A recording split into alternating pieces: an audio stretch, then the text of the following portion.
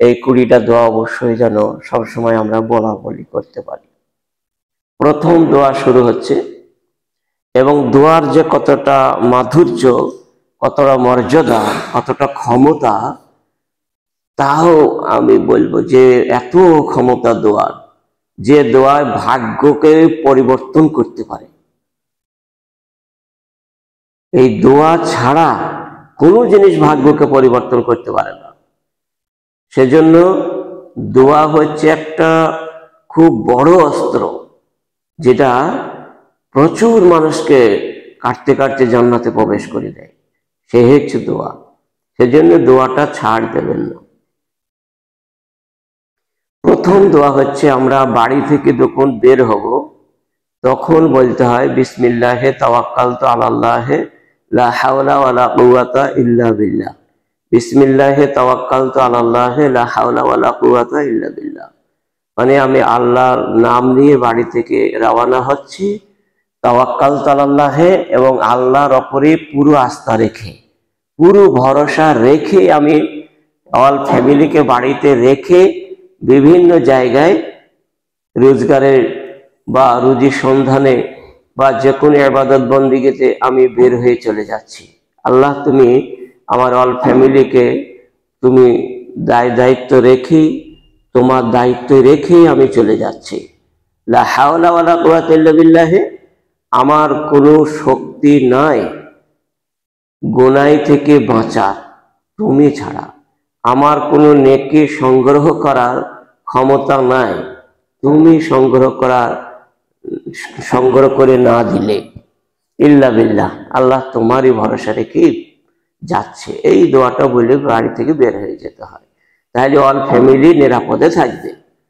সহিহ আবু দাউদে হাদিসটি 5095 নম্বর হাদিস, এবং সহিহ তিরমিজিতে এই হাদিসটি 2426 নম্বর। তো আমরা বুঝতে পারলাম এই দোয়াটা কখনো আমরা বাড়ি থেকে বের হওয়ার সময় ভুলেও না যায়, সব সময়তে বের হয়ে আমি যেন বলতে পারি। এবং বাড়িতে প্রবেশকালে বলতে হয় বিসমিল্লাহে। বাড়িতে যখন সদর গেটে আমরা পা দেব তখনই বিসমিল্লাহ বলে বাড়িতে প্রবেশ করতে হয়। সহিহ মুসলিমে 2018 নম্বর হাদিস। এবং তারপরে যখন আমরা বারান্দার কাছে চলে যাব আঙ্গিনায়, তখন বলবো আসসালামু আলাইকুম ওয়া রাহমাতুল্লাহি ওয়া বারাকাতুহু। এটা বাড়ি থেকে বের হওয়া এবং প্রবেশ করার দোয়া হলো। যে কি করে আমরা বাড়ি থেকে বের হব সেটাও বলা হলো, আর কিভাবে আমরা প্রবেশ করব সেটাও শোনা হলো। এই দুটো যেন কখনো হাতছাড়া না হয়। যতদিন বাঁচব ততদিন বলবে ইনশাআল্লাহ। এই প্রতিজ্ঞা রেখে আমাদের আজকের এই সভায় সকলকেই অনুরোধ রইল। নম্বর 2 নম্বর দোয়া হচ্ছে, উপরে ওঠার সময় যখন আমরা কোনো ইজা সাইদা কাব্বারা, যখনই ওপরে উঠতে হয় তখন আল্লাহু আকবার। ওপরে ওঠার বিভিন্ন সময় আছে, যেমন অনেকে আমরা খাটে শুই, কেউ তক্তায় শয়, কেউ উঁচু জায়গায় শয়। শোয়ার সময় তখন আল্লাহু আকবার বলে ওই খাটে বা তক্তায় উঠতে হয়। যেমন কোনো গাছে উঠলে পারে উঁচুতে হচ্ছে তখন আল্লাহু আকবার। যেমন দেখা যাচ্ছে ট্রেনের যে প্ল্যাটফর্মে সিঁড়ি আছে, ওভারব্রিজ আছে, ওখানে উঠতে হয়, প্রতিটা পায়ে পায়ে আল্লাহু আকবার বলতে বলতে উঠতে হয়। আর এইরকম কোনো রাস্তাতে ব্রিজ আছে, সেতু আছে, উঁচু নিচু জায়গা আছে, তখনও আল্লাহু আকবার এটা বলতে হয়। এটা মহানবীর নির্দেশ। অবশ্যই যেন এই দোয়া আমাদের হাত ছাড়া না হয়। আর এই দোয়াটা আল্লাহু আকবারটি সহিহ বুখারীতে 2993 নম্বর হাদিস। ঠিক অনুরূপ ভাবে 3 নম্বর দোয়া হচ্ছে, নিচে অবতরণ করার সময় বলতে হয়। নিচে নামার সময়, যেমন ওভারব্রিজ থেকে নিচে নামছি, তখন দোয়াটা পরিবর্তন করে সুবহানাল্লাহ বলতে হয়। অর্থাৎ নিচে নামার সময় কোনো রাস্তার নিচু থেকে আমরা নামছি, তখন সুবহানাল্লাহ। এটাও সহিহ বুখারীতে 2993 নম্বর হাদিস। অবশ্যই এদিকে আমরা লক্ষ্য রাখবো যে ওঠার সময় আল্লাহু আকবার আর নিচে নামার সময় সুবহানাল্লাহ। এই দুটোর এত মর্যাদা, মহানবী বলছেন এই দুটো যদি বলা হয় তামলাউল মিজান, তার দাঁড়ি পাল্লায় নেকি দিয়ে পরিপূর্ণ হয়ে যাবে যদি একবার বলে। আর এইটা যদি আমরা 20 বার বলতে পারি তাহলে তো প্রচুর নেকি। আর একটা বলা হয়েছে সুবহানাল্লাহ ওয়াল হামদুলিল্লাহ, এই দুটো যদি বলা হয় তামলাউ বাইনাস সামাই ওয়াল আরজি, আসমান আর জমিনের মধ্যে যতটা ফাঁকা জায়গা আছে নেকিতে পরিপূর্ণ হয়ে যাবে। বলু আলহামদুলিল্লাহ।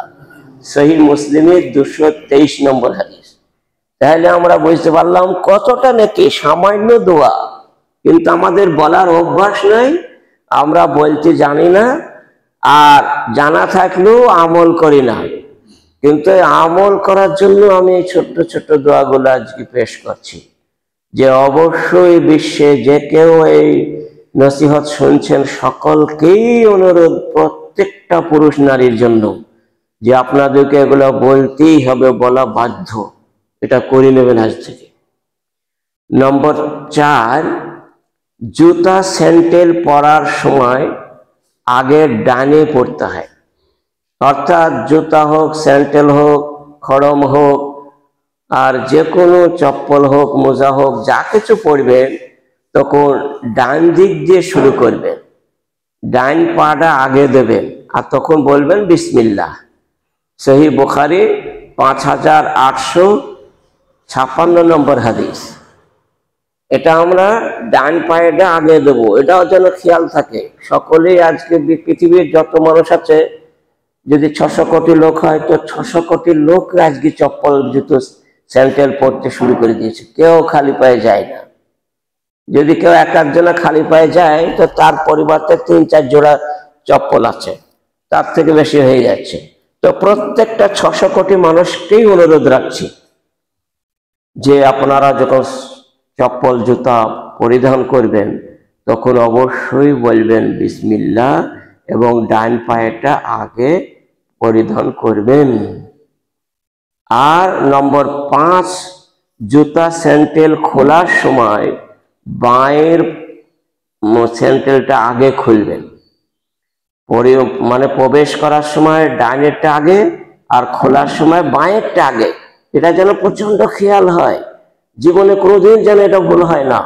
চট করে দেখা গেল বাঁয়ের স্যান্ডেলটাকে আগে পরে ফেল দিলাম, তো ভুল হয়ে গেল, তো ফের আবার দুটো স্যান্ডেলই খুলে ফেলে আবার শুরু করো, যে আমার ভুল হয়ে গেছে, আল্লাহ তুমি ক্ষমা করে দাও, এবার ডাইনটা পড়েছি, যে আবার শুরু করবেন, আল্লাহ খুশি হয়ে যাবেন। সহিহ বুখারী হাদিসটি 5856 নম্বর, যে বাঁয়েরটা খোলার সময় আগে খুলতে হবে এবং বিসমিল্লাহ বলতে হবে, আর ডাইনেটা আগে পড়তে হবে এবং বিসমিল্লাহ বলতে হবে। তাহলে সহিহ বুখারী থেকে সব হাদিসগুলা পাওয়া যাচ্ছে। মাসনুন দোয়া মহানবী বলেছেন, তার আদর্শ অনুপ্রাণিত হয়ে আমরাও আজ থেকে অভ্যাস করতে শুরু করে দেবো, আর নিজেও করব, নিজের অল ফ্যামিলিকেও করাবো ইনশাআল্লাহ।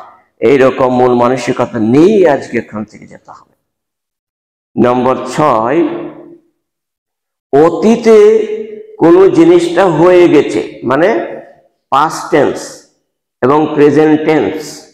অতীতে কোনো জিনিসটা হয়ে গেছে অথবা বর্তমান হচ্ছে, এই সময় এরকম শব্দটা যদি কোনো মানুষের সঙ্গে কথোপকথন করতে গিয়ে, কোনো আলোচনা করতে গিয়ে হয়, তো তখন বলতে হয় মাশাআল্লাহ। মাশাআল্লাহ, কোনো জিনিসটা হয়ে গেছে তো মাশাআল্লাহ। কাল তুমি বাজারে গিয়েছিলে, মাশাআল্লাহ গিয়েছিলাম। তুমি আজকে এখন বাজারে যাবা, মাশাআল্লাহ যাব, বাস হয়ে গেল। এই মাশাআল্লাহ শব্দটুকু যেন আমাদের হয়, এটা প্রচন্ড গুরুত্ব আছে। কোরআন মাজিদে সূরা কাহাফের 39 নম্বর আয়াত, মাশাআল্লাহ, এটা বলতেই হবে প্রত্যেকটা মানুষকে, এটা বলা জরুরি।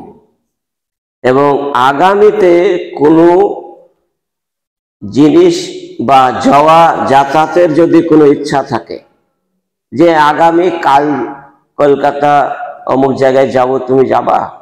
ইনশাআল্লাহ যাব। মানে ফিউচার টেন্স, মানে আগামীতে, ভবিষ্যতের জন্য, যে কাল পরশু দিন অমুক তারিখে যেতে হবে, মানে ইনশাআল্লাহ যাব। ইনশাআল্লাহ এখন বলতে হবে।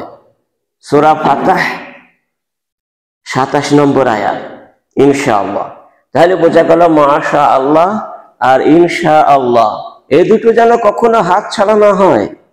এত জোর এ দুটোর কি বলবো। এবং কোরআনের আয়াতের এটা একটা আংশিক, যে হযরত সুলাইমান আলাইহিস সালাতু সালাম বিখ্যাত নবী ছিলেন, আর দাউদ আলাইহিস সালামের পুত্র সুলাইমান বাপ বেটায় নবী ছিলেন। তো সুলাইমানের 90টা স্ত্রী ছিল। তো একদিন উনি ইচ্ছা করলেন, আর আল্লাহ তাআলা এত ক্ষমতা দিয়েছিলেন সুলাইমান আল বাদশাকে, চারিন্দা গারিন্দা পারিন্দা পৃথিবীর যত পশু পক্ষী আছে, জীবজন্তু আছে, সবারই কি বলি তা বুঝতে পারতেন। ও কি করছে, কোথায় যাবে, সব ক্ষমতা আল্লাহ তাআলা দিয়েছিলেন ওনাকে। তাই তিনি এতটা ক্ষমতার মালিক হওয়া সত্ত্বেও এই ছোট্ট দোয়াটা বলিনি বলি কতটা ভুল হয়ে গেছিল দেখুন। যে আজকে তিনি ইচ্ছা করলেন যে 90টা স্ত্রীর সঙ্গেই আমি সহবাস করব, এবং আমার 90টাই পুত্র সন্তান হবে, এবং তারা ঘোড়সওয়ার হবে, বাটারফিল্ডে যাবে, অনেক উপকার হবে ইসলামে। এই মন মানসিকতা নিয়ত বেঁধে ফেললো, আর আল্লাহ তাআলা পূরণও করত। কিন্তু ইনশাআল্লাহ বলেনি গো, ওয়ালা ইয়াস্তাসনুন, ইনশাআল্লাহ বলল না, আল্লাহকে রাজি করলো না, আল্লাহর দায়িত্ব এই দোয়াটা পড়লো না, ভবিষ্যতের কথা। তো দেখা যাচ্ছে 90টার মধ্যে একটা স্ত্রীর সন্তান হলো, তা সব অকেজো, কোনো কাজের নয়, সবকিছু একটা করে, একটা পা, একটা নাক, একটা হাত, এসব একটা আঙুল, এরকম ভাবে অকেজো হয়ে সে হাঁটারও ক্ষমতা নাই, চলারও ক্ষমতা নাই। তো ইনশাআল্লাহ বললে পরে মহানবী সাল্লাল্লাহু আলাইহি ওয়াসাল্লাম তিনি বলেন, যদি সুলাইমান আলাইহিস সালাতু সালাম ইনশাআল্লাহ একবার বলতো, তো মহানবী বলছেন অবশ্যই 90টাই সন্তান হয়ে যেত। কিন্তু বলে সহিহ বুখারীর হাদিস, সেজন্য উনি ইনশাআল্লাহটা বলতে ভুলে গিয়েছিলেন। ফেরেশতারা মনে করে দিচ্ছিলেন, তবু ওনার মনে ছিল না, বলতে গিয়ে ভুলে গিয়েছিলেন, যার জন্য হয় নাই। তাহলে বোঝা গেল যে কোনো কাজ আগামীতে সফল হওয়ার জন্য ইনশাআল্লাহ আর মাশাআল্লাহ বলতেই হবে। ইনশাআল্লাহটা ভবিষ্যতের জন্য, আর মাশাআল্লাহটা অতীত এবং বর্তমানের জন্য। এই দুটো যেন কখনো হাতছাড়া হয় না। ছোট্ট ছোট্ট দোয়া, কিন্তু বিশাল গুরুত্ব, বিশাল মর্যাদা, ক্ষমতায়, এত ক্ষমতা কি বলবো। নম্বর 7 হয়ে গেছে, নম্বর 8, পাপ হওয়া মাত্রই ক্ষমা। মানে যখনই পাপ হয়ে গেছে, আমি বুঝতে পারলাম যে বড় গুনাহ হয়ে গেছে, কাবিরা গুনাহ হয়ে গেছে, সঙ্গে সঙ্গে ক্ষমা চাইতে হবে। কি ক্ষমা? আল্লাহুম্মা গফিরলি, আল্লাহুম্মা গফিরলি, আল্লাহ তুমি আমার গুনাহ খাতাকে ক্ষমা করে দাও। আল্লাহুম্মা গফিরলি, আল্লাহ তুমি আমাকে ক্ষমা করে দাও। এটা বলতে হয়। সহিহ মুসলিমে 6879 নম্বর হাদিস। অবশ্যই এটা আল্লাহুম্মা গফিরলি আমরা বলবো যখনই গুনাহ হয়ে যাবে, নিজে জানতে পারবো, কাউকে না জিজ্ঞাসা করে মনে মনে আল্লাহুম্মা গফিরলি, আল্লাহুম্মা গফিরলি তখনই বলবো, তখনই ক্ষমা, সঙ্গে সঙ্গে বলাও শেষ, গুনাহ পাপ ঝরাও শেষ। বলো আলহামদুলিল্লাহ। তাহলে ছোট্ট দোয়া, পাপ হওয়া মাত্রই তৎক্ষণিক যদি কেউ বলে, সঙ্গে সঙ্গে ডিলিট হয়ে যায় গুনাহ। সেজন্য অবশ্যই এটা হাত ছাড়া করা যাবে না। যদিও ছোট্ট যেন দোয়া, তবু এর মর্যাদা আকাশ সমপরিমাণ। নম্বর 9, কেউ কোনো উপকার করলে বলতে হয় জাযাকাল্লাহ। কেউ কোনো যদি উপকার করে, তার জন্য কি দোয়া দিতে হয়? জাযাকাল্লাহ, আল্লাহ তুমি তার প্রতিদান করো, প্রতিদান দাও। এরা সহিহ মুসলিমে 406 নম্বর হাদিস, এবং সহিহ তিরমিজিতে এই হাদিসটা আছে, জাযাকাল্লাহু খায়রান, একটু বাড়তি, জাযাকাল্লাহু খায়রান, আল্লাহ তুমি তাকে তুমি উত্তম প্রতিদান করো। মানে যে আমাকে এই জিনিসটা দান করলো, বা আমাকে সাহায্য করলো বা আমাকে একটু যে কোনো সময়ে টাইম দিয়ে আমাকে এই কথাটা ভালো কথাটা বলে দিল, আল্লাহ ওকে ওর থেকেও ভালো জিনিস দান করো। আজ যেমন আমি বলছি এখানে ভালো ভালো কথা, ছোট ছোট দোয়া, তো তার জন্য জাযাকাল্লাহ, আল্লাহ ওকে যেন আরো বেশি বেশি করে বলার ক্ষমতা দান করো, এরকম দোয়া দিতে হয়। কিন্তু মানুষ তা তো দেয় না, চুপ করে থাকে। তো কেউ কোনো উপকার করলে দেখা যাচ্ছে একটা মাঠে একটা বিশাল বড় বোঝা আছে, কেউ তুলতে পারছে না, পাশ দিয়ে একজন যাচ্ছে, তাকে বলতে হবে না যে ভাই এসে তুলে দাও, একে নিজেই যেতে হবে, যে বোঝাটা তুলে দেবে। তো তুলে দিলে আল্লাহ তাআলা তাকে জাযাকাল্লাহ, তাকে বলতে আল্লাহ জাযাকাল্লাহ, তুমি প্রতিদান দাও। আল্লাহ তাআলা তাকে সঙ্গে সঙ্গেই বিশাল কিছু সাহায্য করে দেবে আকাশ থেকে। সেজন্য এটা যেন হাত ছাড়া না হয়। এক গ্লাস পানি দিল, তাকে বলতে হবে জাযাকাল্লাহ, আল্লাহ তুমি এই পানিটাও খাওয়াইলো, নিয়ে এসে তুমি ওকে প্রতিদান দাও, স্বর্গে তুমি হাউস কাউসারে পানি পান করে দিও। এত সুন্দর দোয়া, ছোট হলে তা কি হলো, বিশাল দোয়া। নম্বর 10, স্মরণ শক্তি বৃদ্ধির জন্য। আল্লাহ রাব্বুল আলামিন দুনিয়াতে সব মানুষকে সমানভাবে পাঠান, ছোট বড় করে পাঠিয়েছেন, গরিব গৃহস্থ করে পাঠিয়েছেন। ব্রেনও তাই, কাউরে তীক্ষ্ণ ব্রেন, কাউরে গবেট ব্রেন, কাউরে মধ্যম ব্রেন, বিভিন্ন রকমের, সকলের এক হয় না। কিন্তু এই স্মরণ শক্তি যে ব্যক্তি বেশি বেশি করে এই দোয়াটা পড়বে, আল্লাহ তার ব্রেনকে খুলে দেবে, তার পড়াশোনা খুব ভালো হতে লাগবে, তার স্মৃতিশক্তি আল্লাহ তাআলা দ্বিগুণ করে দেবেন। রব্বি জিদনি ইলমা, রব্বি জিদনি ইলমা, এই ছোট্ট দোয়া সূরা তাহা 114 নম্বর আয়াত। রব্বি জিদনি ইলমা, আল্লাহ তুমি আমার বিদ্যা বুদ্ধিকে দ্বিগুণ করে দাও, বেড়িয়ে দাও, আমি যেন এই দোয়াটা তাড়াতাড়ি মুখস্থ করতে পারি, কোরআন ভালোভাবে শিখতে পারি, তার তৌফিক তুমি দাও। রব্বি জিদনি ইলমা, আল্লাহ তুমি আমার বিদ্যা বৃদ্ধি করে দাও, এর মানে। নম্বর 11, মেয়ে ও জামাইয়ের জন্য দোয়া। মানে নিজের মেয়ে বা নিজের জামাই যারা আছে, তারা যখন বাড়ি থেকে বেরিয়ে যাবে, অথবা বিবাহ হলো বাসর ঘরে যখন প্রবেশ করছে, তখন তাকে বলতে হবে, বা মেয়ে জামাই যখন বাড়ি থেকে তার নিজের বাড়িতে যাচ্ছে, তখন তাকে একটা দোয়া দিতে হয়। প্রথম দোয়া হচ্ছে আস্তাউদিল্লাহ দীনাকা ওয়া আমানাতিকা ওয়া খাওয়াতিম আমালিকা, সেই আবু দাউদের হাদিস। আর একটা দিতে হয় আল্লাহ বারিক ফিহিমা ওয়া বারিক লাহুমা ফি বিনাইহিমা। এই দোয়াটা খুবই ভালো। কিরকম? আল্লাহ বারিক ফিহিমা, আল্লাহ এই জামাই মেয়ের বাড়িতে বরকত দিও, ওয়া বারিক লাহুমা ফি বিনাইহিমা, আর এই দুইজনা যতদিন ঘর সংসার করবে সুখে শান্তিতে বসবাস করার তৌফিক দান করিও। এই দোয়াটার অর্থ সহি আদাবুল জিফাফ এবং তাবারানীতে হাদিসটা আছে, আলবানী হাদিসটাকে সহি বলেছেন। তাহলে অবশ্যই জামাই মেয়েকে বাড়ি থেকে বের হওয়ার সময় সকলকেই বলতে হয়, যাদের জামাই মেয়ে আছে তারা মুখস্থ করা বাঞ্ছনীয়। আর শাশুড়ি, খালা ও অন্যান্য সঙ্গীগণ কন্যাকে বিদায় করার সময় অথবা বাসর ঘরে প্রবেশের সময় সকলকেই এই দোয়াটা বলতে হয়। খাস করে তার শাশুড়ি বলবে, তার খালা বলবে, তার বোন বলবে, তার ভাই বলবে, এবং অন্যান্য যারা বিবাহ শাদীতে যে মহিলাগণ তার কাছে আছে সবাই বলবে কি, আলাল খায়রে আল বারাকাতি ওয়া আলা খায়রিন তায়ির, আলাল খায়রে ওয়াল বারাকাতে ওয়া আলা খায়রিন তায়ির।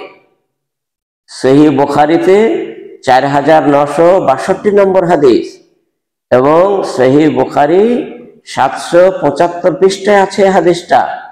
সেজন্য যেমন তেমন দোয়া নয়, সমস্ত শাশুড়িগণকে দোয়াটা মুখস্থ করতে হবে। যাদের জামাই আছে অবশ্যই তাদের জন্য এটা খুব খবর, আলাল খায়রে ওয়াল বারাকাতে, আল্লাহ তুমি এটাকে উত্তম জীবন যাপন করার তৌফিক দান করিও, যার দিন বাঁচবে দুইজনাই যেন সুখে শান্তিতে থাকে। আল বারাকাতে, আর এর বাড়িতে ক্ষেত খামারে উন্নতি করে দিও, বরকত দান করিও। ওয়ালা খায়রিন তায়ের, আর যেখানে যাবে তাড়াতাড়ি বাড়ি ফিরবে উত্তম রূপে, তাও তুমি সংগ্রহ করে দিও। কি সুন্দর দোয়া, কেন বলবেন না? নম্বর 13, বরকতের জন্য। দেখা যাচ্ছে আপনাকে কোনো জিনিসটা স্বেচ্ছায় দিল, আপনি বারাকাল্লাহু আলাইকা বলবেন, আল্লাহ ওর বাড়িতে বা ওর ফ্যামিলির মধ্যে বরকত দান করো। সহিহ বুখারী 6387 নম্বর হাদিস। বারাকাল্লাহু আলাইকা, আল্লাহ ওর বাড়িতে কি করো? বরকত দান করো। এটা বলবে। কোনো জিনিস আপনাকে দিল, তার বিনিময়ে বলবেন আল্লাহ ওর বাড়িতে তুমি ক্ষেত খামারে বরকত দান করো, আর হবেও বরকত। এই বলার কারণে সঙ্গে সঙ্গে বরকত হয়ে যাবে, বলবেন। নম্বর 14, ভালো কিছু দেখলে, কোনো একটা জিনিস আপনার ভালো লেগেছে, দেখতে হেবি ভালো লাগছে, যে জিনিসই হোক, সঙ্গে সঙ্গে এই দোয়াটা বলবেন। মানে ভালো লাগলেই বলতে হবে। যেমন জমি কিনলে খুব ভালো লাগছে, জমিতে ফসল হয়েছে, ফসল দেখতে দেখতে একবারে লকলকে সুন্দর শেষ হয়েছে, খুব মানাচ্ছে, তখন বলবেন। দেখা যাচ্ছে কোনো উদ্ভিদ শাকসবজি চাষ করেছেন, দেখতে ভালো লাগছে, সেখানে গিয়ে বললে পোকামাকড় লাগবে না, এটা বললে অনেক কিছু রোগ বালা থেকে মুক্তি থাকবে। কথা বলছে কারো, বল বেড়ে যেতে, বলে বাইরে গিয়ে বলো, কথা বলো, দয়া করে তুই বলো, বাইরে দয়া করে বাড়ি যা, আর না যে যার সাথে বলছি সে চলে যাও। এটা খুব গুরুত্বপূর্ণ দোয়া।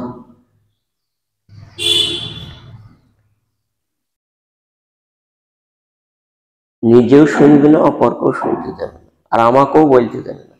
ছোট্ট কিছু জঘন্য লোকগুলো এত মনোরোধ করে বললাম যে যার ইচ্ছা সে থাকবে। তো উদ্ভিদ হলেও তাকে বলতে হবে, দেখবেন বলার পর দেখবেন তার পদে পোকা নাই, বলতে হবে।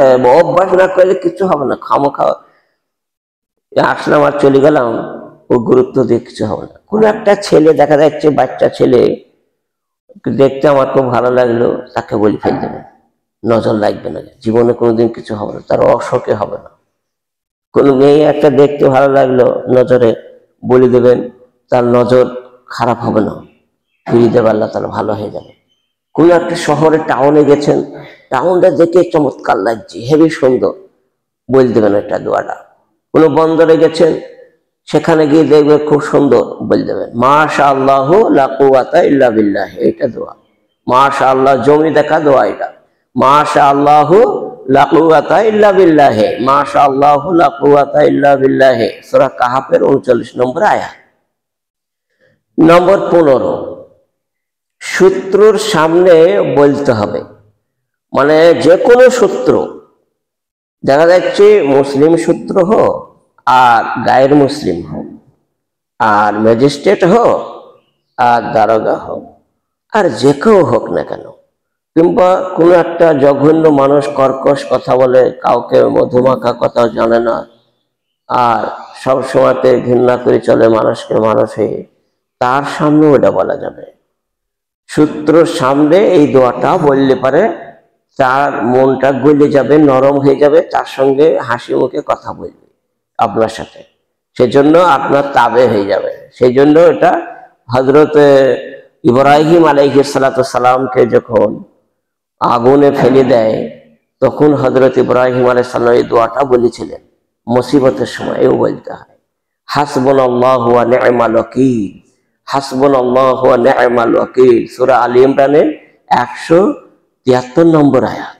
হাসবুনাল্লাহু, আল্লাহ তুমি আমার জন্য যথেষ্ট, ওয়া নি'মাল ওয়াকিল, এবং কি সুন্দর কর্মবিধায়ক তুমি, তুমি আমার অভিভাবক, তুমি, তোমার নেতৃত্বে আমরা চলাফেরা করছি, হাসবুনাল্লাহ, তুমি যথেষ্ট, তুমি আক্রমণ, ওই শত্রুকে দমন করার ক্ষমতা তোমারই আছে, নরম করার ক্ষমতা তোমারই আছে। অতএব আমার জন্য যা নরম হয়ে যায় তা তুমি ব্যবস্থা করে দাও। ভালো দোয়া। নম্বর 16, মঙ্গলজনক কিছু দেখলে বা শুনলে বলতে হয়। মঙ্গলজনক কিছু জিনিস, আলহামদুলিল্লাহ, দেখা যাচ্ছে কোনো ভালো জিনিস একটা আর দেখে আপনার খুশি হয়েছে, যে আপনার ছেলে ফার্স্ট ডিভিশনে পাশ করে একবারে 90 করে নম্বর গড় পেয়েছে, পেয়ে বাড়ি ঢুকছে, বলে আলহামদুলিল্লাহ। শুনেই বলতে হবে আলহামদুলিল্লাহ। দেখা যাচ্ছে আপনার ছেলে কোরআন পড়া শিখে গেছে খুব কষ্ট করে, যা এখন পড়ছে, আলহামদুলিল্লাহ। এরকম ভাবে কোনো একটা ভালো খবর শুনলেই আলহামদুলিল্লাহ। সহিহ মুসলিমের 223 নম্বর হাদিস। রোগী দেখ, আর এই দোয়াটা বলা হয়েছে আফজালুদ দোয়ায়ে আলহামদুলিল্লাহ, সর্বশ্রেষ্ঠ দোয়া হচ্ছে আলহামদুলিল্লাহ। এটা 100 বার আলহামদুলিল্লাহ বলে তসবিহ গুনি বলাও বেটার, ভালো। রোগী দেখার সময়, রোগী দেখার সময় যখন রোগীর কাছে আমরা যাব, সর্বপ্রথমে এই দোয়াটা বলতে হয়, লা বাসা তাহুরুন ইনশাআল্লাহ, লা বাসা তাহুরুন ইনশাআল্লাহ। কোনো ভয় নাই, নিশ্চয়ই আল্লাহ তাআলা রাজি থাকলে তিনি সুস্থ পরিণত করে দেবেন। সহিহ বুখারী 5656 নম্বর হাদিস। অতএব এই দোয়াটা রোগীর দেখার সময় বলবেন, 70,000 ফেরেশতা আপনার জন্য দোয়া করবেন। যদি সকালবেলা রোগী দেখতে গিয়ে বলা হয়, তাহলে সন্ধ্যা পর্যন্ত 70,000 ফেরেশতা আপনার জন্য দোয়া করবে।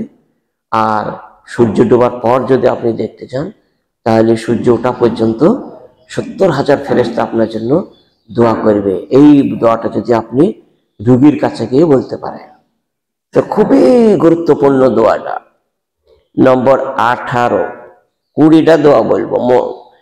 নম্বর 18, ভয় হলে, প্রচন্ড ভয় হয়ে গেছে কোনো জায়গায়, একা হোক আর শুয়ে ঘুমিয়ে হোক আর সূত্রের সামনে হোক, প্রচন্ড ভয় হয়ে গেছে, অথবা ভূমিকম্প হচ্ছে, তখন বলতে হয় লা ইলাহা ইল্লাল্লাহ, মানে অন্তর থেকে বলতে হয় আল্লাহ ছাড়া কোনো মাবুদ নাই, লা ইলাহা ইল্লাল্লাহ, আল্লাহ ছাড়া কোনো সত্য উপাসনা বা আরাধনা করার যোগ্য কেউ পৃথিবীতে নেই।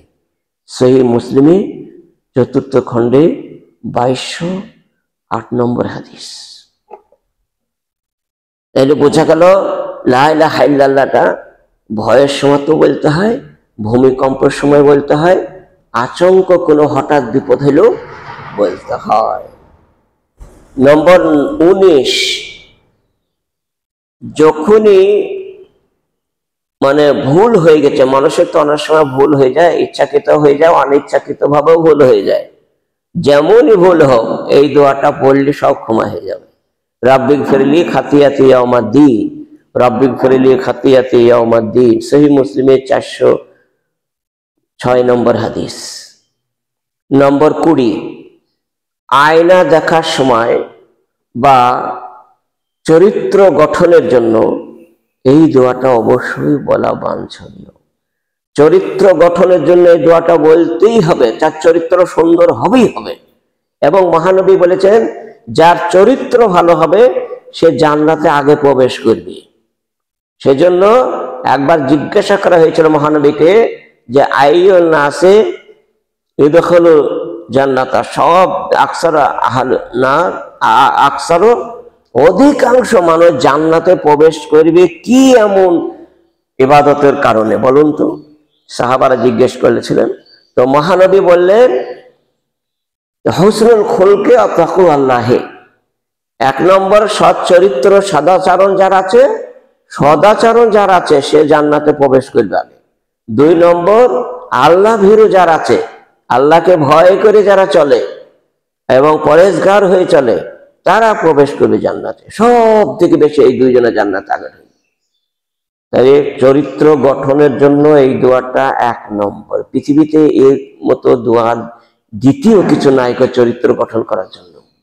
এবং আয়না দেখা যখনই দেখ যাবেন তখনই এটা বলতে হবে, আল্লাহুম্মা আহসানতা খালকি ফাহসিন খুলুকি, আল্লাহুম্মা আহসানতা খালকি ফাহসিন খুলুকি। মুসনাদে আহমদ 115 নম্বর হাদিস। আবু ইয়ালা 5075 নম্বর হাদিস। আল্লাহুম্মা আহসানতা খালকি ফাহসিন খুলুকি। আয় মওলাই করিম, আহসানতা খালকি, আমার মুখমণ্ডল যেমন সুন্দর করে বানিয়ে দিয়েছো, ফাহসিন খুলুকি, আমার ভেতরের চরিত্রটাও এরকমই সুন্দর করে দাও। এই বলি আজকের এই সংক্ষিপ্ত আলোচনা এটি টানছি।